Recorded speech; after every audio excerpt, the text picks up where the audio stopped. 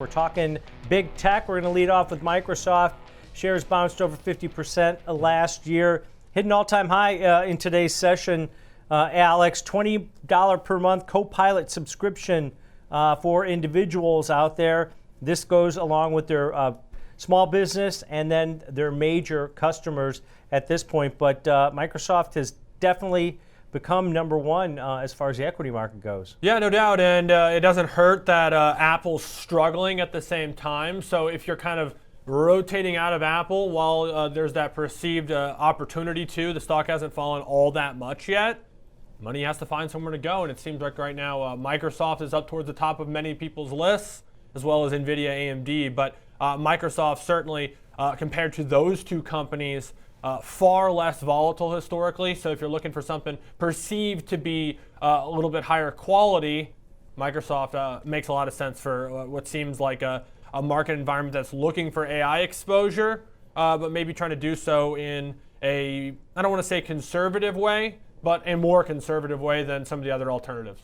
Yeah, Nathan, when you look at this one, it also got a price target hike out of Wells Fargo to 435. Standout in AI, expansion of maybe the PC market's going to rebound here. Expectations are pretty high for that. That lends right into their 365 cloud-based business. But then also, if you look on the Azure side, kind of gets overlooked sometimes, but that's a big player, number two in the cloud space.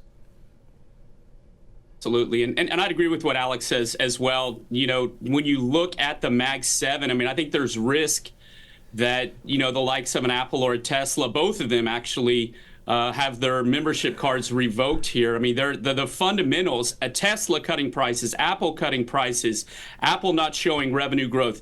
Yes, they got Vision Pro. We'll see what happens there. I know you guys are talking about Apple later, but the benefit to Microsoft is that when you're at this phase of AI in the investment cycle and you see the estimates for the TAM basically continue to be upticked, and the potential revenue growth or bottom line growth is an unknown, that actually benefits the main players at this point in the cycle. If we go back to the internet bubble, and I'm not calling AI a bubble per se, but what I'm saying is when you have this unknown, this introduction of new technology, so to speak, AI's been around, I know, forever. It's a broad term, I get it, but now it's kind of in more of its expansionary phase.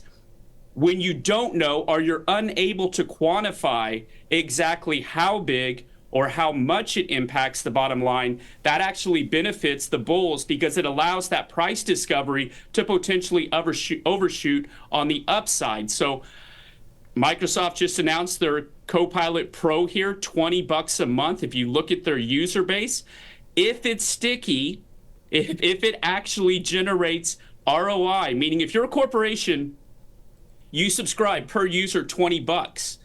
Over time, you notice that your productivity goes up X%. There's ROI for that investment at $20 per user per month. Is that there?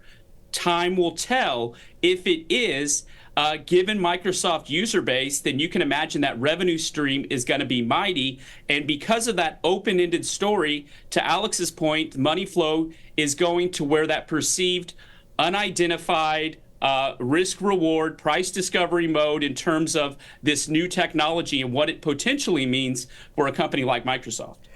Yeah, you mentioned that. Still part of the Magnificent Seven. Barron's came out with an article this weekend and said they're dumping Apple, Meta Platforms, and Tesla out of the Magnificent Seven. And get this, they're adding Berkshire Hathaway, United Health, and Visa. I think that guy better go back to the drawing board if he's going to try to rewrite with those names going into the Magnificent Seven.